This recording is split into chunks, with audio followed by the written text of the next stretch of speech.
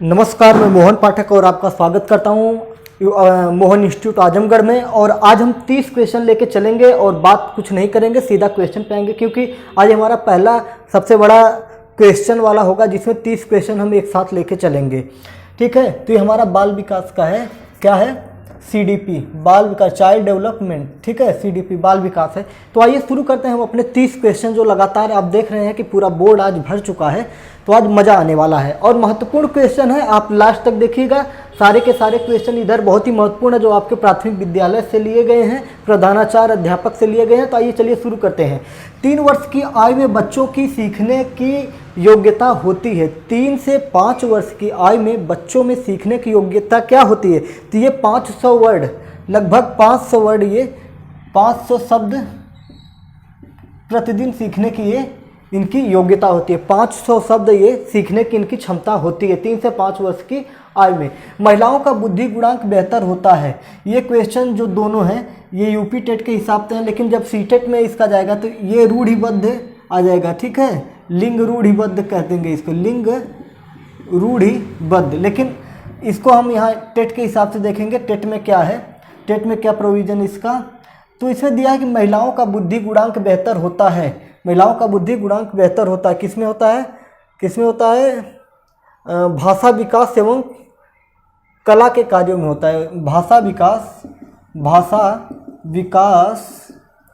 एवं कला कार्यों में होता है। किसमें होता है? कला कार्य, भाषा के विकास, मतलब महिलाओं का बुद्धि गुणांक बेहतर होता है, उनका भाषा विकास ज़्यादा होता है पुरुषों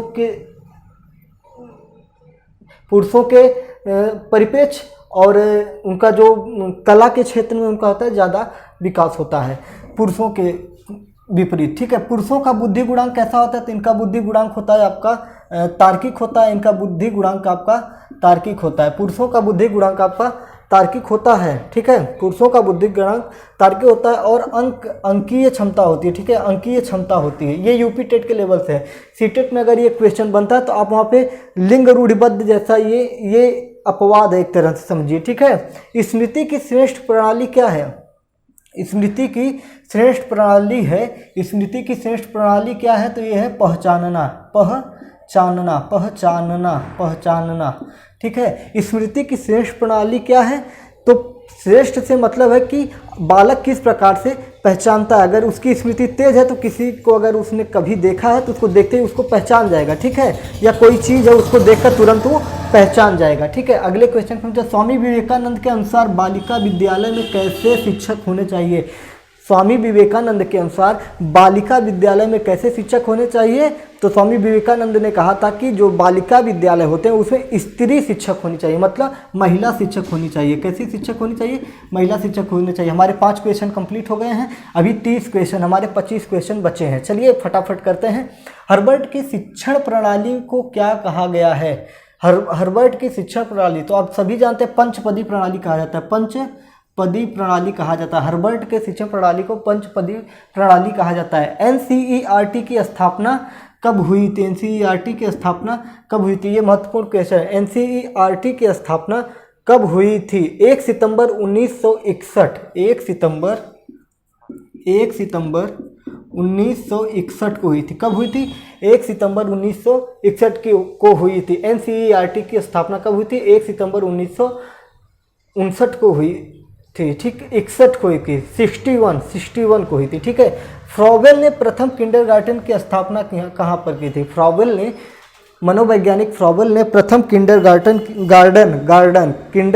की स्थापना कहाँ पर की थी? तो इन्होंने किया था ब्लैकबर्न में किया था। कहाँ पर किया था?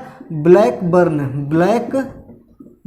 में किया था। ठीक है, ब्लैकबर्न में किया था। मॉन्टेसरी ने किस क्रिया को विशेष बल दिया? स्पर्श क्रिया को, मतलब छू कर किसी भी ज्ञान को प्राप्त करना तो उसको छू कर, टच करके, स्पर्श प्रणाली को मॉन्टेसरी ने बहुत महत्व दिया। स्पर्श प्रणाली को मॉन्टेसरी ने महत्व दिया। ठीक है, आइए हम अगले क्वेश्चन पे चलते हैं। हमारा 9 क्वेश्चन हो गया। 10वें क्वेश्चन, समाज सामाजिक संबंधों का जाल है। मैकाइवर, समाज सामाजिक संबंधों का जाल है। मैकाइवर, समाज सामाजिक संबंधों का जाल है। किस मनोवैज्ञानिक ने कहा था? तो मैकाइवर ने कहा था। समाजीकरण व्यक्तिकरण एक ही प्रक्रिया के दो रूप हैं। समाजीकरण व्यक्तिकरण एक ही प्रक्रिया के दो रूप है। तो किसने कहा था? तो मैकाइबर एवं पेज ने कहा था। ठीक है, मैकाइबर दिख नहीं रहा होगा, मैकाइबर एवं पेज ने कहा। पेज ने कहा क्या? समाज सामाजिक संबंधों का जाल है। ये सिर्फ मैकाइबर ने कहा था, अकेले कहा था। समाजीकरण व्यक्तिकरण एक ही प्रक्रिया के दो रूप है। तो ये मैकाइबर और पेज दोनों ने कहा था। इस बात का ध्यान करिएगा, इसीलिए मैंने इन दोनों क्वेश्चन को एक साथ में लिया है। ठीक है, कि कंफ्यूजन ना बने आपका। 12वां क्वेश्चन है हमारा, मनोविज्ञान व्यवहार का विज्ञान है। मनोविज्ञान व्यवहार का विज्ञान है। मनोविज्ञान व्यवहार का, जब क्वेश्चन सारे खत्म हो जाएंगे तो एक बार मैं सीरियल से आपको बता दूंगा, जिससे आप कंफ्यूजन नहीं होगा। ठीक है, मनोविज्ञान व्यवहार का एक विज्ञान है। 12वां क्वेश्चन है ये आपका, मनोविज्ञान। ये जीवी वाटसन ने कहा था। मनोविज्ञान व्यवहार का विज्ञान है। जीवी वाटसन ने कहा था। ठीक है, मनोविज्ञान व्यवहार का विज्ञान किसने कहा था? जीवी वाटसन ने कहा था। उम्मीद है कि आपको पसंद आ रहे होंगे क्वेश्चन। फ्रॉबेल ने 6 से 14 वर्ष के काल को क्या कहा? बहुत ही महत्वपूर्ण क्वेश्चन है। फ्रॉबेल ने 6 से 14 वर्ष के काल को क्या कहा? तो किशोर काल कहा। ठीक है, क्या कहा? किशोर काल कहा। अमूमन में किशोरावस्था कब आती है? आपका 12 वर्ष से ऊपर जाती है। ठीक है, शैशवावस्था, बाल्यावस्था, फिर किशोरावस्था आती है। लेकिन फ्रॉबेल ने 6 से 14 वर्ष की आयु को क्या कहा? किशोर की अवस्था कहा। ठीक है, सर्वप्रथम मनोविज्ञान की प्रयोगशाला किसने आरंभ की? सर्वप्रथम मनोविज्ञान की प्रयोगशाला किसने आरंभ की? सर्वप्रथम मनोविज्ञान की प्रयोगशाला किसने आरंभ की? ये थे विलियम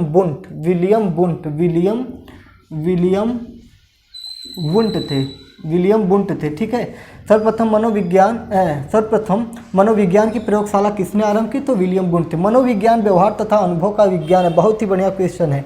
मनोविज्ञान व्यवहार तथा अनुभव का विज्ञान, मतलब व्यवहार के द्वारा सीखा जाता है और अनुभव के द्वारा सीखा जाता है। तो स्किनर महोदय ने इसको बताया है, स्किनर ने बताया है। 15 क्वेश्चन हमारे क्लियर हो गए हैं।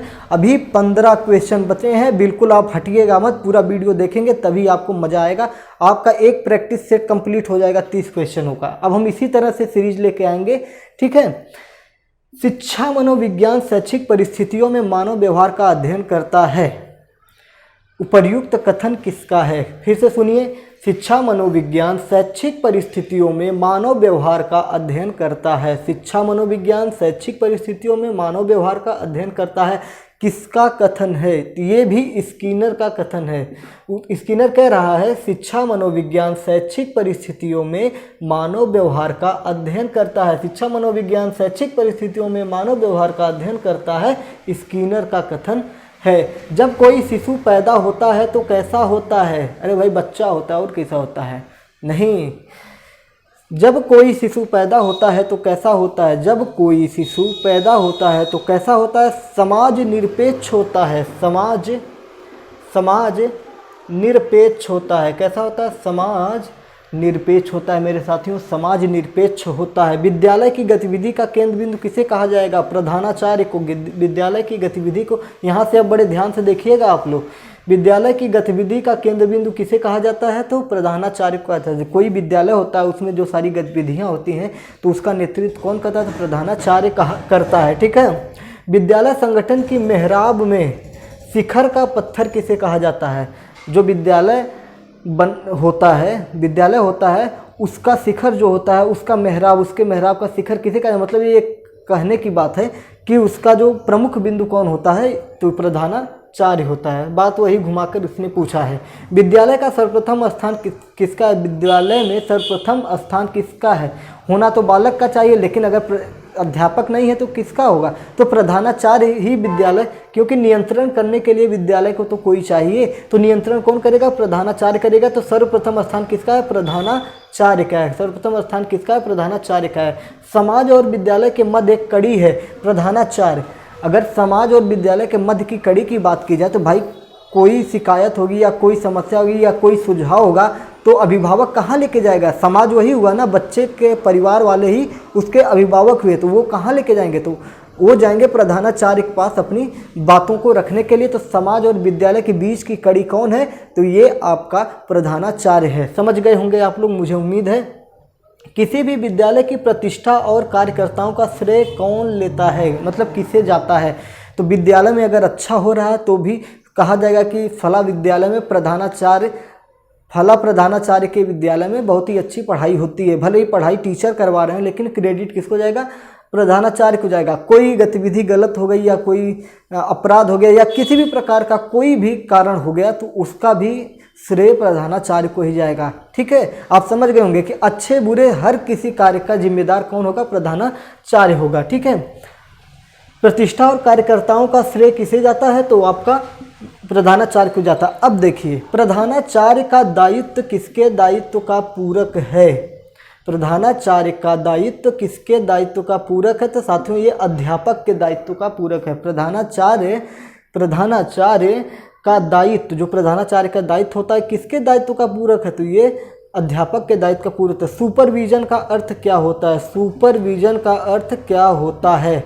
सुपरविजन का अर्थ होता है दिव्य दृष्टि, दूर तक सोचने वाला। सुपरविजन। आप लोग भी सुपरविजन बनिए और सुपर टेट के बारे में सोचिए। टेट को तो हवा में उड़ा देंगे। सुपरविजन का अर्थ होता है दिव्य दृष्टि।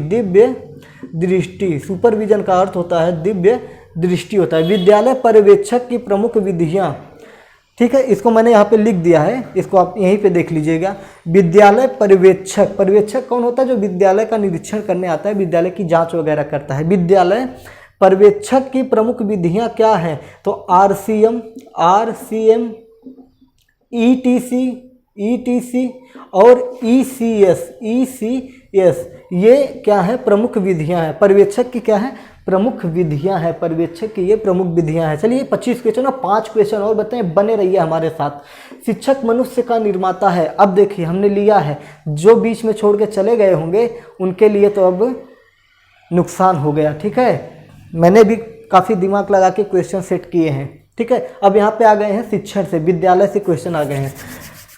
शिक्षक मनुष्य का निर्माता है। शिक्षक मनुष्य का निर्माता है, किसने कहा है? जॉन एडम्स ने कहा है। जॉन एडम्स ने कहा है। किसने कहा है? जॉन एडम्स ने कहा है। शिक्षक मनुष्य का निर्माता है। शिक्षक क्या है? मनुष्य का निर्माता है, उसको निर्माण करता है मनुष्य का। ठीक है, पुस्तकालय में कैसी पुस्तकें होनी चाहिए? तो प्रेरक होनी चाहिए, प्रेरक जो प्रेरणा प्रदान करे, और बौद्धिक होनी चाहिए। ठीक है, प्रेरक और बौद्धिक होनी चाहिए पुस्तकालय में। कैसी पुस्तकें? विद्यालय आने वाले बच्चों की डॉक्टरी कब की जानी चाहिए? भाई, विद्यालय में कोई बच्चा आएगा तो डॉक्टरी कब करेंगे? स्कूल खत्म होने के बाद का, जब एडमिशन होगा, जब उसका नामांकन होगा, उसी समय आप करेंगे। ठीक है, कब करेंगे? प्रवेश के तुरंत बाद। कब करेंगे? प्रवेश के तुरंत बाद आप क्या करेंगे? बच्चे की डॉक्टरी करेंगे, मतलब उसका परीक्षण करें, उसको कोई परेशानी है, किसी प्रकार का उसके अंदर विकलांगता है, क्या है, वो सारी चीज़ें आप प्रवेश के तुरंत बाद करेंगे। पहले एडमिशन करेंगे, पहले नामांकन करेंगे, फिर उसके बाद परीक्षण करेंगे। नहीं कि पहले ही परीक्षण करें, बच्चा डर के भाग जाए। ठीक है, 29वां क्वेश्चन, आखिरी के हमारे 2 क्वेश्चन बहुत ही लाजवाब है। ठीक है, शिक्षक मानव जाति का करता है। शिक्षक मानव जाति का करता है। ठीक है, शिक्षक मानव जाति का करता है, किसने कहा था? जॉन एडवर्ड ने कहा था। जॉन एडवर्ड ने कहा था। ठीक है, शिक्षक मानव जाति का करता है, जॉन एडवर्ड ने कहा था। और हमारा आज का आखिरी क्वेश्चन, और लाइक शेयर कमेंट और उसके बाद सब्सक्राइब करना ना भूलिएगा। ऐसे ही मज़ेदार 30 क्वेश्चन हर सब्जेक्ट के लेके आऊँगा। शिक्षक का आर्थिक स्तर कैसा होना? शिक्षक का आर्थिक स्तर ऐसा हो कि वह निजी शिक्षण न करे, किसने कहा है? शिक्षक का जो कोचिंग वगैरह करवाते हैं शिक्षक सरकारी विद्यालय के, उनके लिए किसने कहा है कि शिक्षक का आर्थिक स्तर ऐसा होना चाहिए कि वो शिक्षक का आर्थिक स्तर ऐसा होना चाहिए कि वो किसी निजी शिक्षण कार्य में न लगे। क्या करे? वो किसी निजी शिक्षण कार्य में न लगे। ये कहा था माध्यमिक शिक्षा आयोग ने। किसने कहा था? माध्यमिक शिक्षा आयोग ने कहा था कि शिक्षक का आर्थिक स्तर ऐसा हो कि वह निजी शिक्षण न करे। किसने कहा? माध्यमिक शिक्षा आयोग ने। उम्मीद है कि आपको आज के सारे क्वेश्चन लाजवाब लगे होंगे। अगर लगे होंगे तो आप लोग लाइक ठोकिए, शेयर करिए और सब्सक्राइब करिए, अपने दोस्तों में फैलाइए। कहिए कि मोहन इंस्टीट्यूट आजमगढ़ में ज़बरदस्त पढ़ाई हो रही है। जय हिंद, भारत माता की जय। फिर मिलते हैं अगले वीडियो में।